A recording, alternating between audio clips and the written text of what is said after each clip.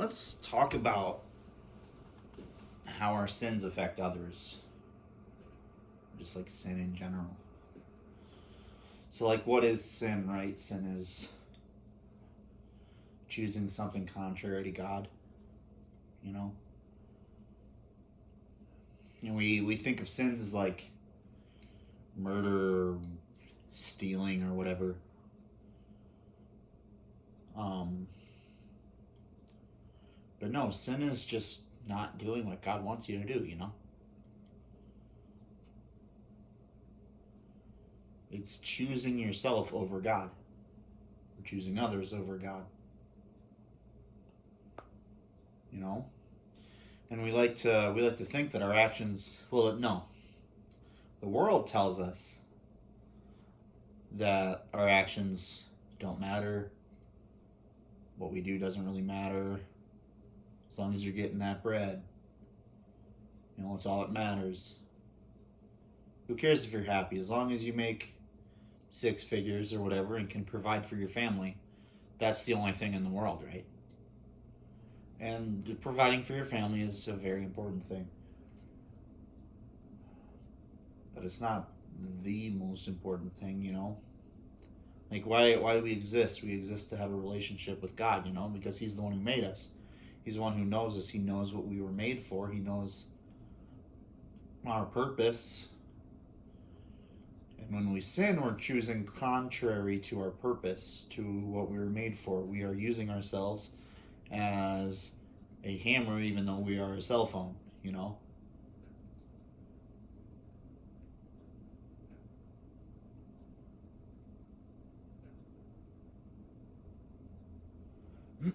And when we sin, we like to think that, that just pertains to us and God, right? Like, that doesn't affect anyone else. But no, that's entirely wrong. If I break my pinky toe, I'm gonna know it. My entire body's gonna feel it. Yes, it'll be concentrated at the foot, but I'm still gonna feel it.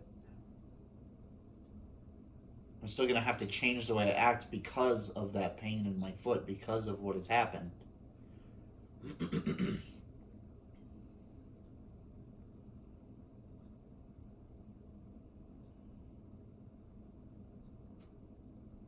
Sometimes, let's say you get cancer somewhere,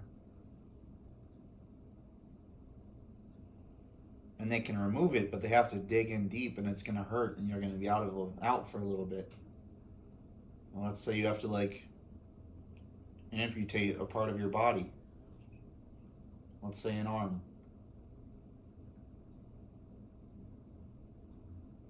If you don't do that, you are going to die. It's going to spread throughout the rest of your body and kill you.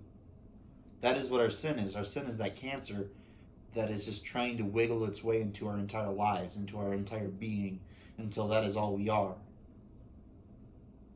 Until that is all we know is cancer, and we're just fixated on the sickness and the disease and the rotting and the pain and everything like that. We're not focused outwardly on all of the beautiful things around us. We're focused on ourselves. And that's what sin does. Sin makes us think that we are the most important thing because we're all we know. We're stuck inside of our heads. We don't realize that there's more going on around us.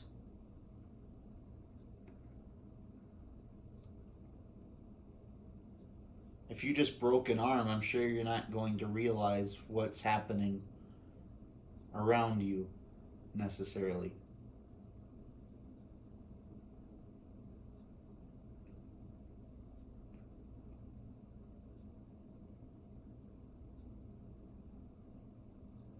But like I said,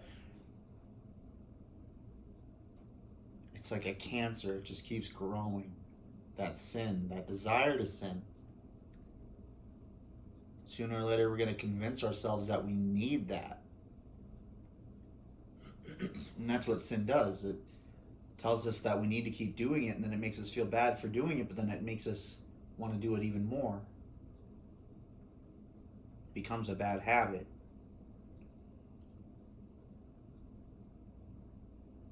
But no, we're not made to focus on ourselves. We're made to focus on Him who created us, and likewise on the rest of His creation, or on our brothers and sisters. And when we're focusing on ourselves, we're not looking out for our brothers and sisters. All we're doing is looking out for ourselves.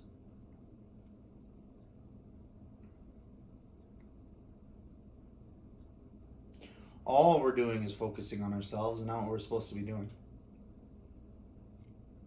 Yes, it's important to focus on yourself some of the times to make sure that you are getting what you need. Food, water, shelter, relationships with others, things that are healthy.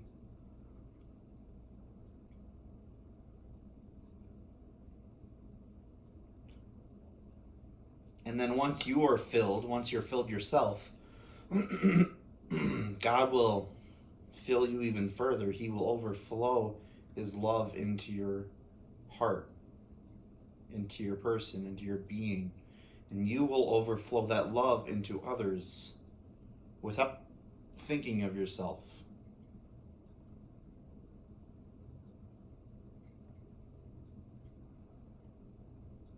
You realize that there's more to this life than just yourself and what you can get out of it.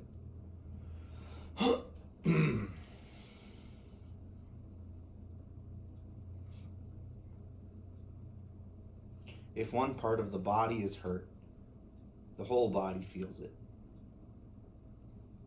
If our brothers and sisters are in pain, we know that. We feel it with them.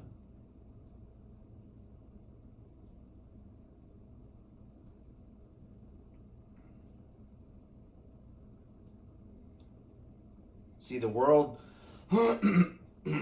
sorry about that. The world will tell you that your actions are your own, and they don't affect others, or they shouldn't affect others. And if they do affect others, they're bad. You should be focusing on yourself and no one else, because they're not you, and that doesn't mesh well with the you do you thought that is just run rampant. Let me tell you why you do you is not a good thing. Okay? Imagine a parent saying that to their 4-year-old. You do you. Do whatever you want. Imagine they're listening to the world and then the kid just thinks they can do whatever the heck they want anyway. What's that kid gonna grow up to be? I'll tell you one thing, it's not a good kid.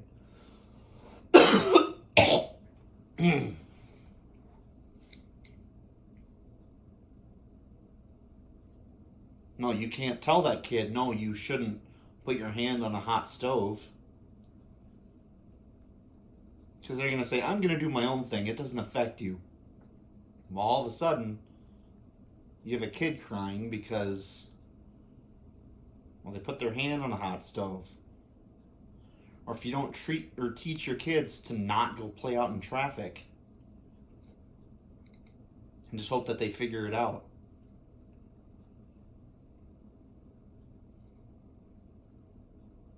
Society says let your kids choose what they want to do, but that's the stupidest thing you could possibly do.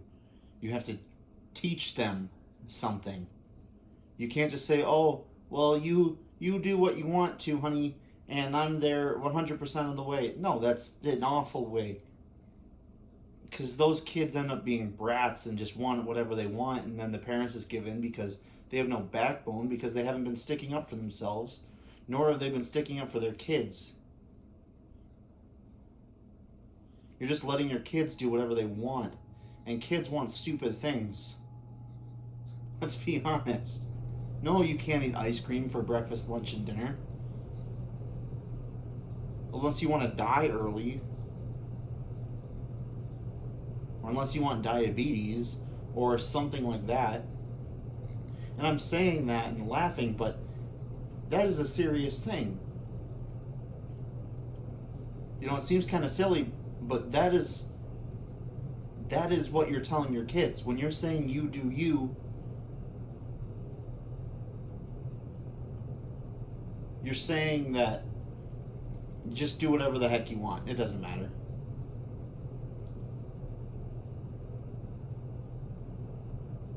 Well, why should they go to school? It doesn't matter.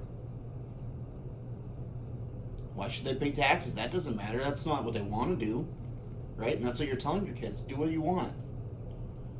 Paying your taxes doesn't feel good. Want to see how well that gets them.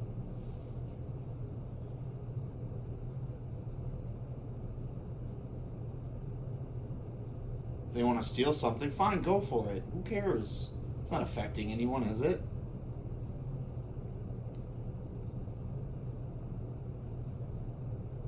Oh, that person's annoying you? Well, just get rid of them. Who cares? That doesn't affect you.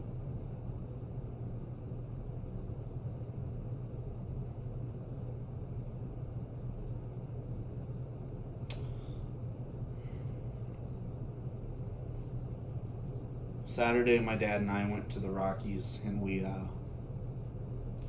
hiked the Rockies, and it was a lot of fun. We came back, watched a movie, and I was like, Dad, you wanna go to mass with me tomorrow morning? And he hasn't. I don't know when the last time he's at church, but the last time I remember being with him at church, I think I was 10, so 15 years.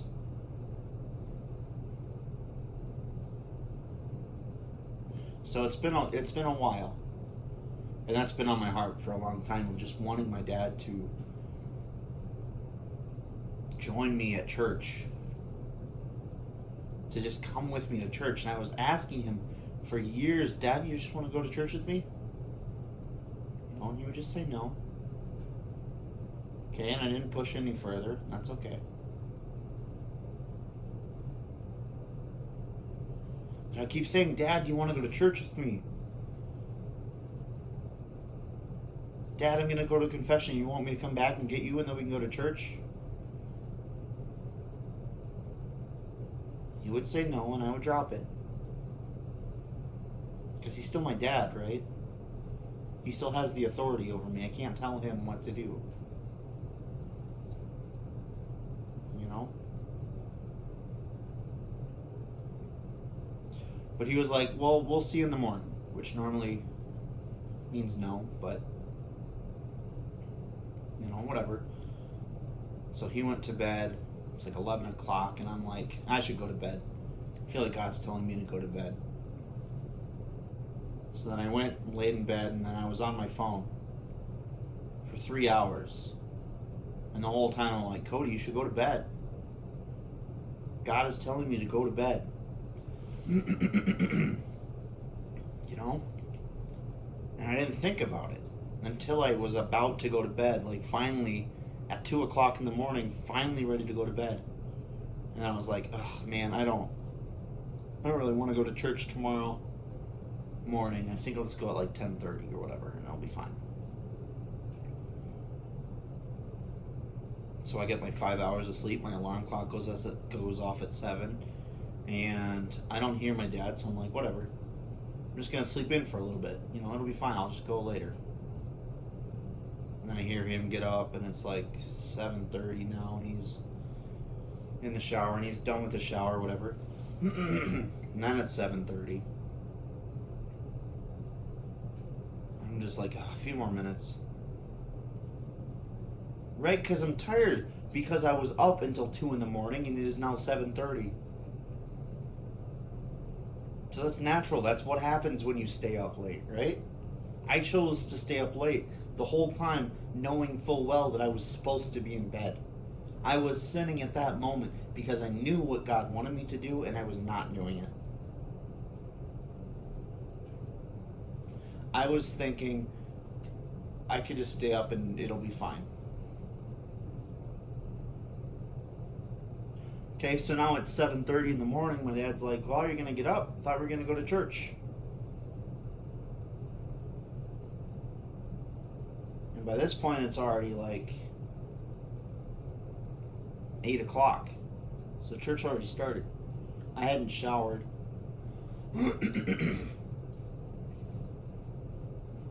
Takes like 7 minutes to get over there, so by the time it would have been said and done, we would have missed over half of it, and I would have had to go again.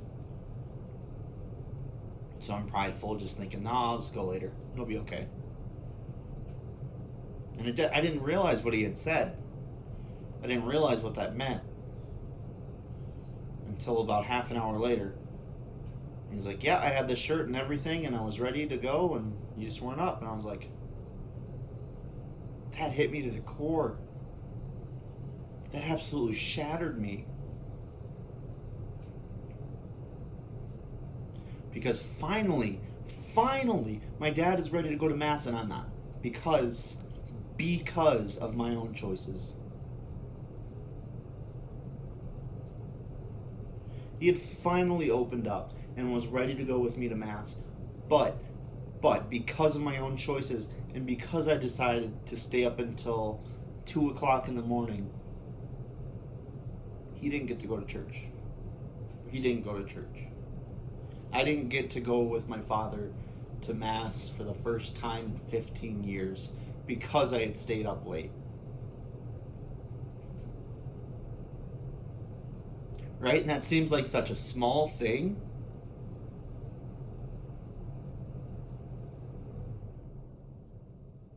It seems like such a little thing. But the little things add up.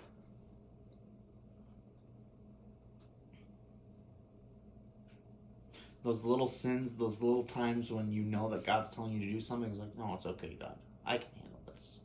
Let me just do my own thing. Those add up until finally someone else needs you to just come with them to church and you're not ready.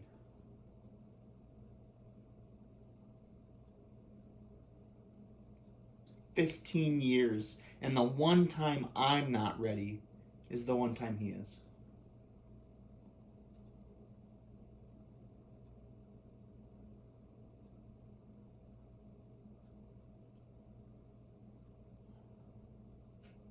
We ended up packing up some stuff in the truck, and he left. Gave him a hug, said goodbye, told him I loved him, told him thanks for coming out to visit, because it's 8.5, 9 hours away for him.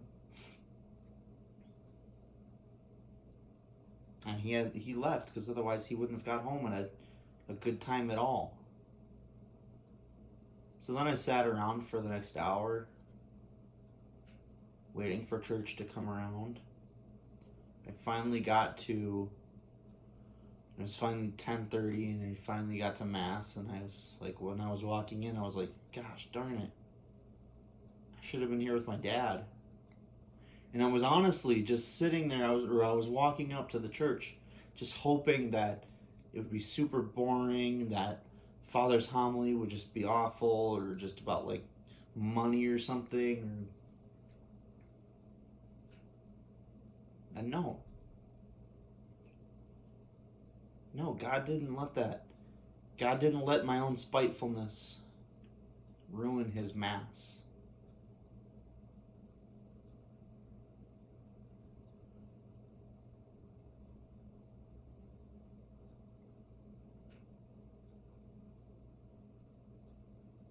God heard my complaints. God knows what I wanted.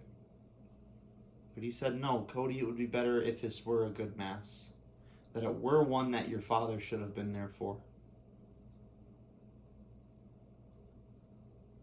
It would be better if it was one that you heard and wished that he was here for. So then you will try harder next time.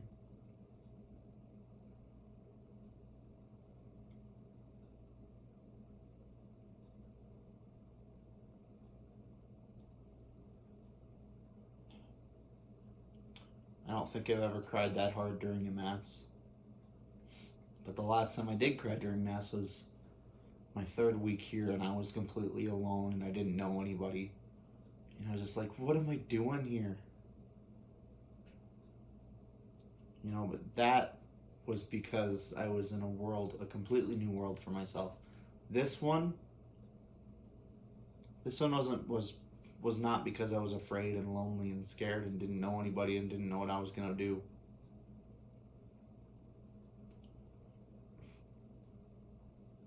No, this one I knew.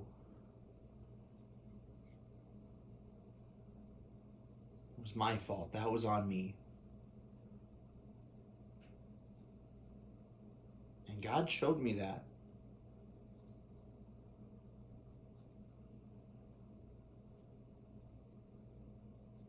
We think that the world is right, that the you do you thing is just, that it's right. But if you see somebody doing something wrong, you gotta tell them. You have to inform the naive.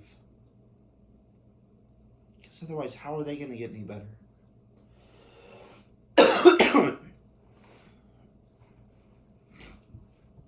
And that's contrary to popular belief, right? Just let them do what they think is right. But if they're doing something completely wrong and you know that that is absolutely a bad thing, you gotta tell them. I hope that there's not a single one of you who would just watch a kid just run into the street.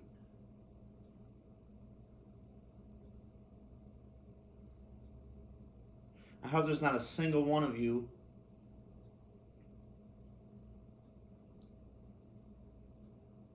who wouldn't say something to a parent who is just berating their kid in front of everybody in public.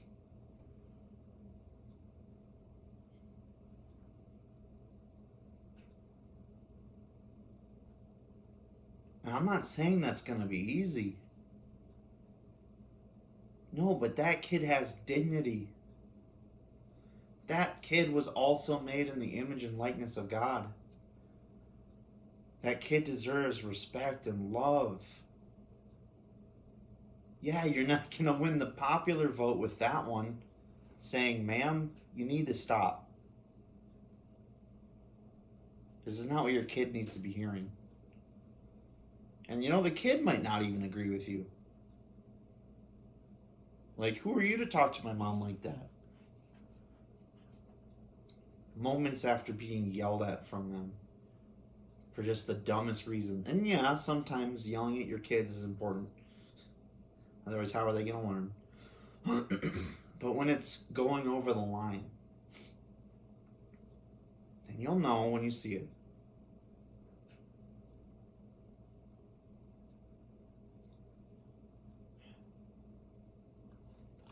It's hard. Honestly, that's probably the hardest thing there is to do. Especially when it's someone you already know. When it's your friend, when it's your family member. Hey, I noticed you're doing this, and I gotta say, you shouldn't. Not because I'm judging you. No. You have to make that clear. You're not judging them as a person.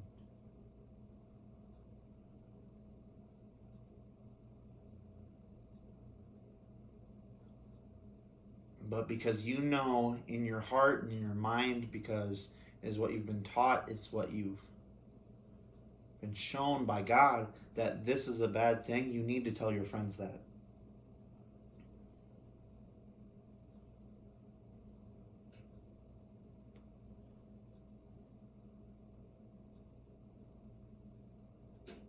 You might lose some friends.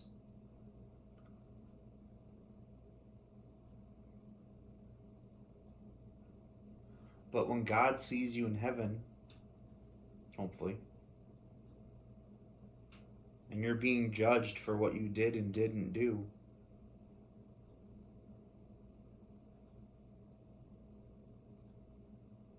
you don't want that to be a part of it.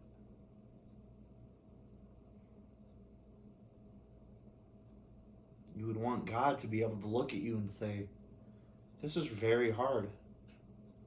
But you stood up for me, for what's right, for what is true, for justice, for the small.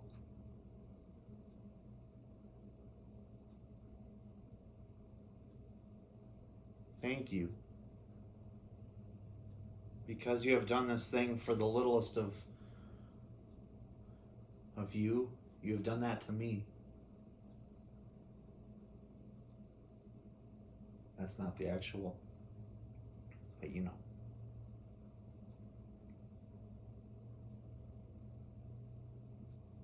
What you've done for the littlest of them, you have also done for me. and that's hard.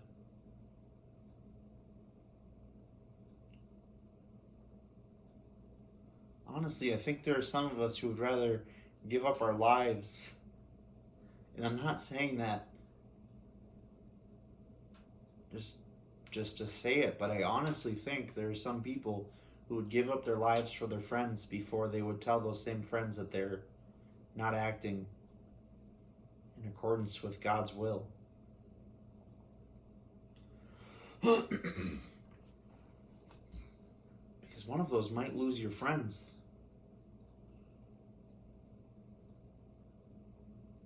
One of those might make people angry at you.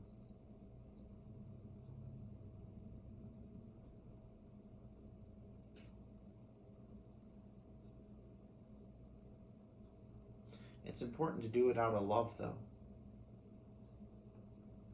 Because if you see a friend hurting, then how much more so is,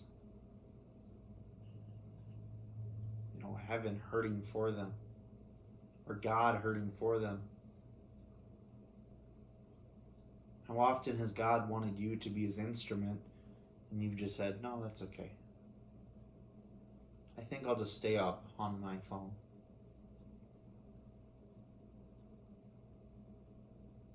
See, I'd love to say that there was a happier ending to that story, that I ended up driving with him to the nearest town that had a mass, and we went to it. It was really great, and we went out to eat afterwards, and then he left, and I came back, and it was fine. But no, God will let things hurt, because that's how things heal. If you just keep putting band-aids on stuff, it's going to take forever to heal. It might never heal. If you just keep picking at the scabs, it'll never scar over and it'll never be healed.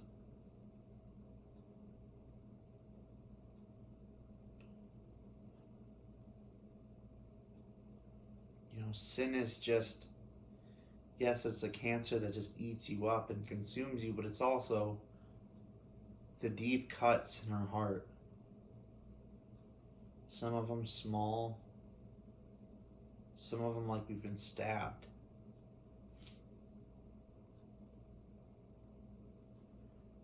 And in order for them to fix my heart, they have to cut me open to get to my heart. And that hurts. You have to face those things before they'll ever heal. If you just keep ignoring them, you're going to die from them. If you just pretend they don't exist, that's what's going to kill you.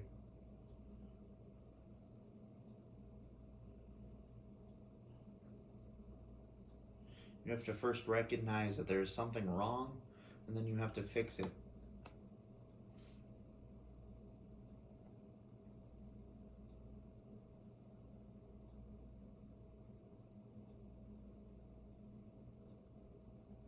There's the saying where there's two of them. There's the one that Jesus was talking about when they brought the woman out to him who was caught in the midst of adultery.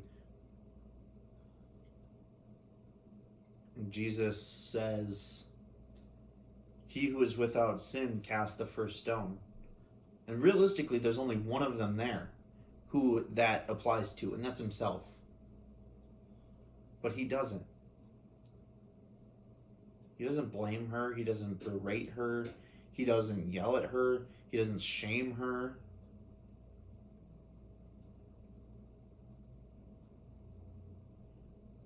He meets her where she's at. And that's what we have to do. We have to meet our friends where they're at.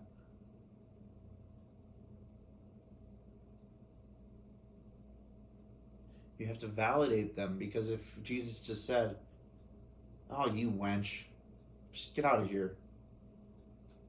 No, he didn't do that.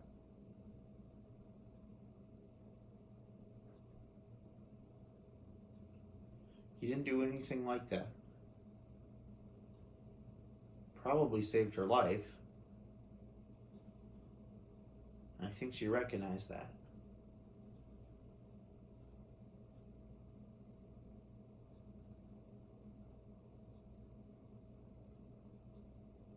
We don't have a God who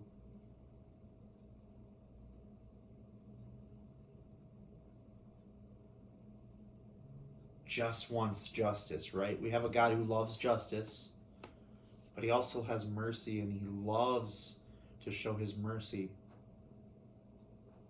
Just like to that woman.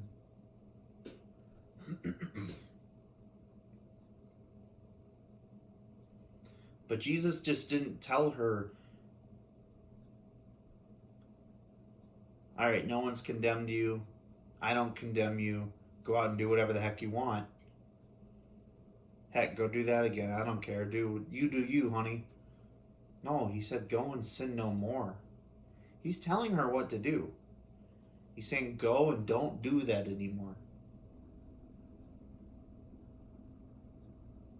It's easy for us to look at our friends who are, caught in a breakup or something with the same person that they've dated and broken up with 4 or 5 times, and everybody knows that it's not a good match. But you love and support them, so you're just like, well, maybe next time. No, if you're a real friend of them, you're going to tell them, this is not a working relationship. Don't do this to yourself. You're just going to hurt yourself.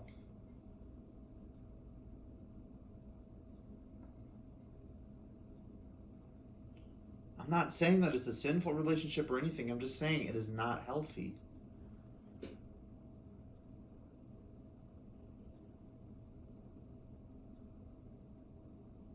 And doing that in a loving way.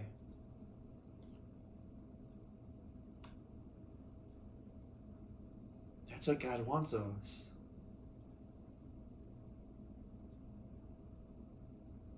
He wants us to love each other enough to be able to have those hard conversations.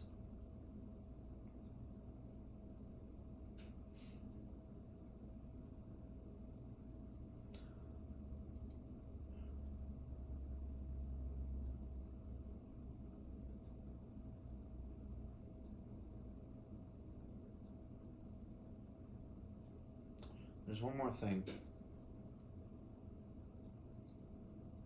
This whole you do you culture. When you buy into that, when you earnestly buy into that without thinking of what it even means, you're just saying do whatever you want or do whatever feels right, do whatever your truth is.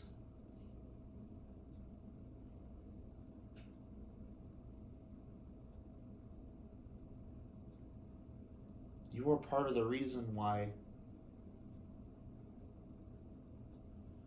there's so many abortions. If you're not sticking up for what is right, what is just, the blame is on you just as much as anyone else. Just as much as the people who actually did the thing. And if you're not telling people that it's a bad thing, you're just saying, oh, well, whatever.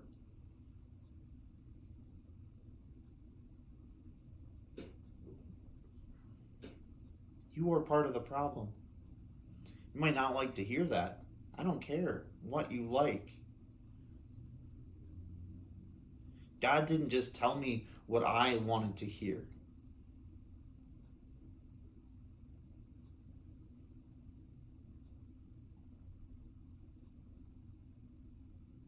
If you're buying into the whole you do you thing, you are part of that culture of death.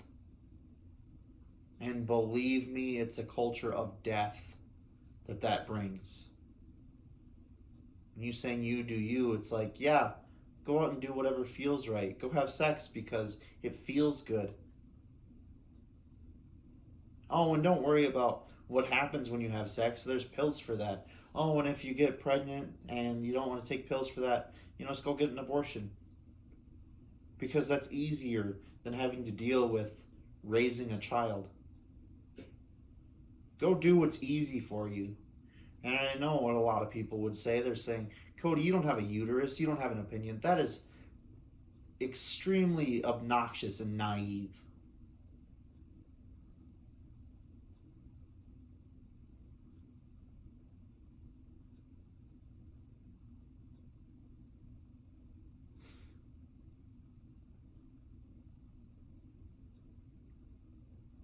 Have you ever looked at what happens in an abortion?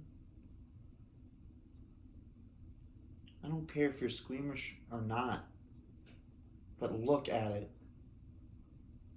It is not an easy thing to look at. But when you're just buying into the you do you culture, that is the end. The enemy is using you as the means for that end.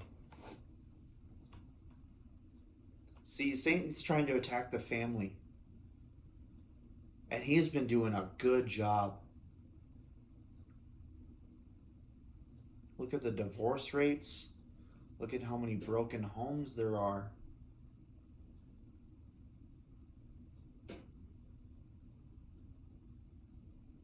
Look at the suicide rate. Look at how many people who don't know who they are, who don't know their identity, who just say that their identity is their sexual orientation. They are a gay person or they are a straight person. Which, by the way, I don't even know if you can claim that you're straight anymore without getting harassed.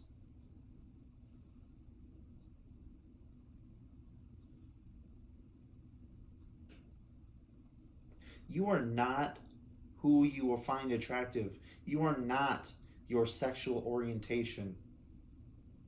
That is not who you are. And if you are, I'm sorry that you've bought into the lies of the culture, telling you that sex is everything because it feels good. That sex is everything because that's what they show on the TV of like the end goal, or this couple is loving each other so much that they're having sex or whatever all the time and it's great and they feel awesome about it.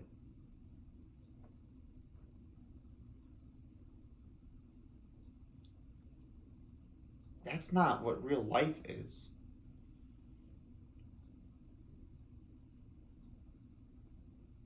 If you just kept saying, oh no, next time it'll be better, whatever, you know that's not true.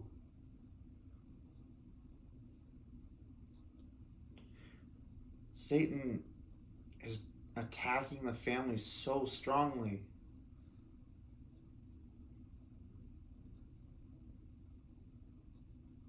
Sex is the marital act. It is a union of two people becoming one, becoming intertwined. So much so that the love between those two people creates a third person. Who does that sound like?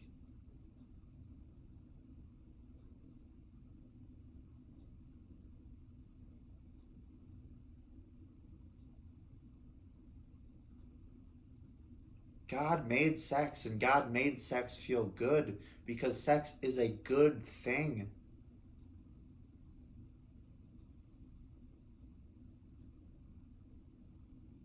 But once you try to decouple sex and the creation of children,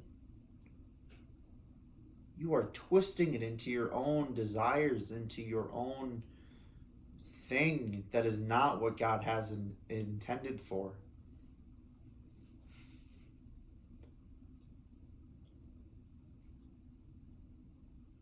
God made sex pleasurable because if it wasn't, nobody would be doing it, and then there would be no offspring. There would be no kids. Humanity would be gone. And God knows that people have the desires that they do because He is a good God, He's a loving God, He knows us.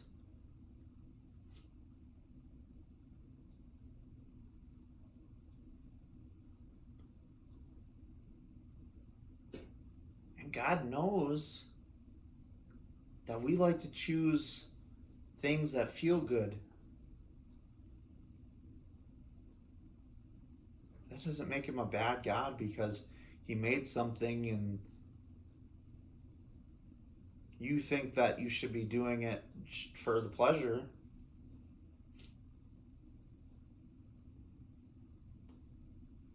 No, sex is a beautiful thing.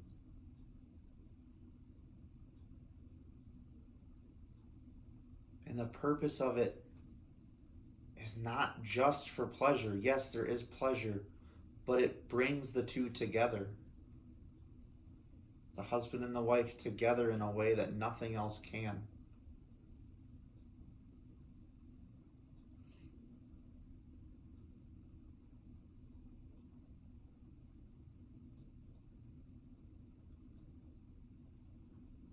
And once that gets broken, once you're just using it for pleasure, that's when all the problems come in.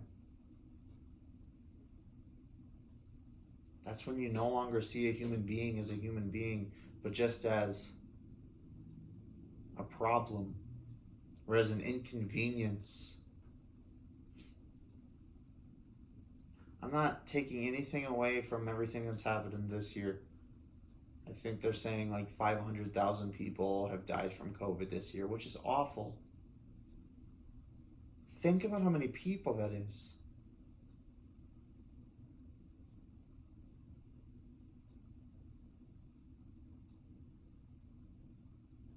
But then look up how many children were aborted.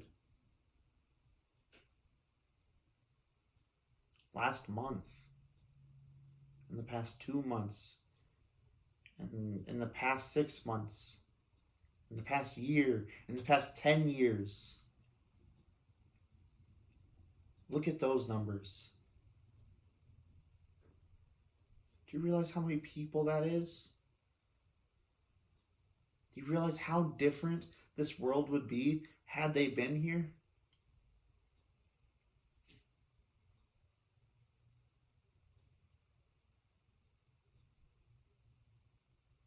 How many people's future spouses were aborted?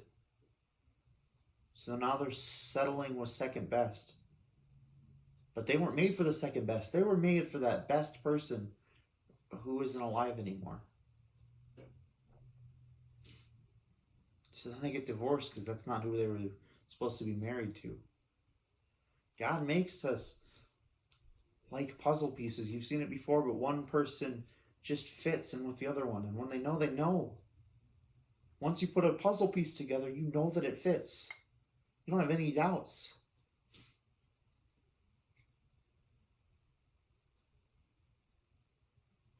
Suddenly you're throwing away a third of the puzzle and you're getting upset when you're missing pieces, when things aren't going the way that you're planning on it. If you take some instructions out of Lego pages and rip them out, you're going to get confused, or you start throwing away the Legos. You're not going to be able to finish what you're making perfectly. It's not what that was supposed to look like.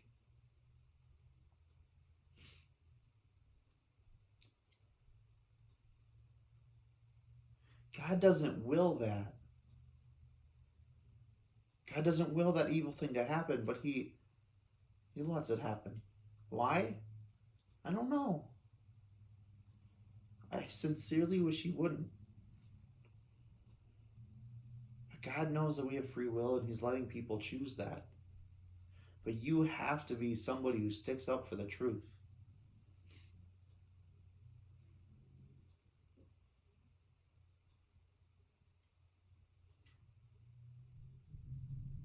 And maybe you're not convinced that, a fetus inside of a mother is a human being, but go look up some of the arguments yourself. There's not one argument that hasn't been refuted.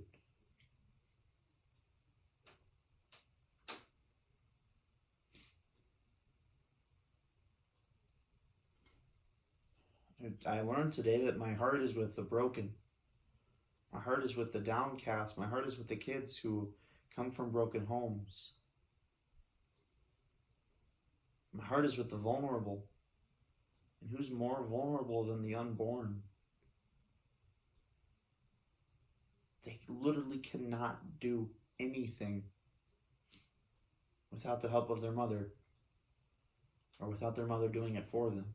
They can't feed themselves without their mother feeding herself.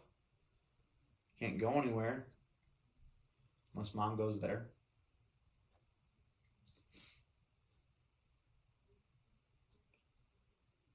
I think a fetus is just a bunch of living cells, but what's the difference between a 28-year-old fetus and a baby who's born at 27 weeks or 26 weeks or 25 weeks? Okay, it's probably not the best numbers. But what's the difference? Like 3 inches being inside of your mother's womb instead of not? Is that seriously the only difference? Is being outside of a tummy? Are you gonna tell me that?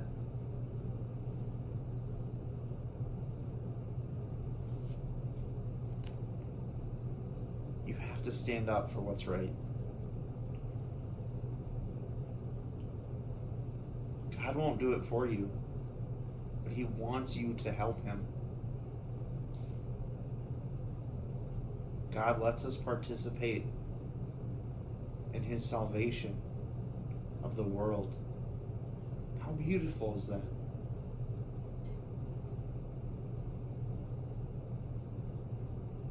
Don't buy into the lies of the culture, my brothers and sisters.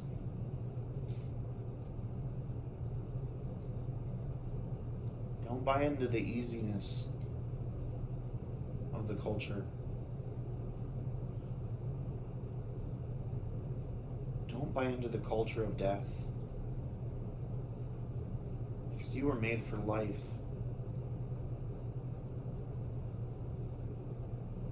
You were made for life. So I ask that you would choose it.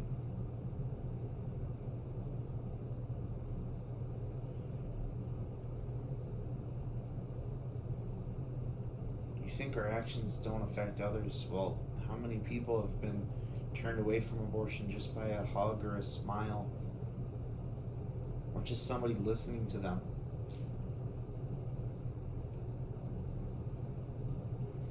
How many people have not committed suicide because of things like that? You think your actions don't matter?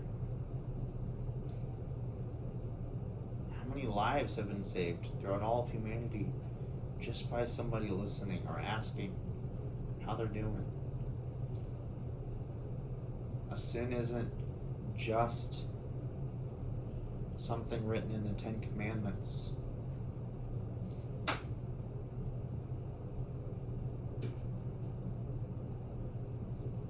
you going to let yourself be used as God's instrument?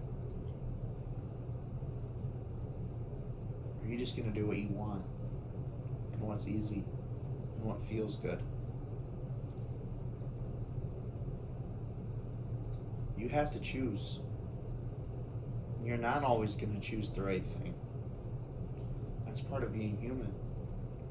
But don't give up when you do the wrong thing.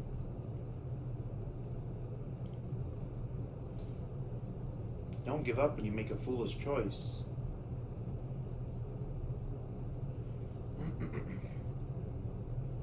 Don't give up.